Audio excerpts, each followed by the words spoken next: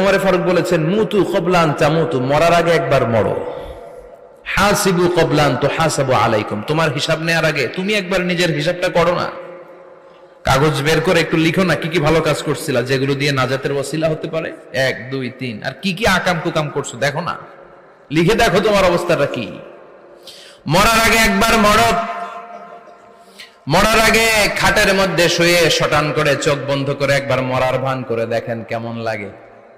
চোখটা বন্ধ করেন আর ভাবেন আপনি নাই, কি কি হতে পারে ভাবেন।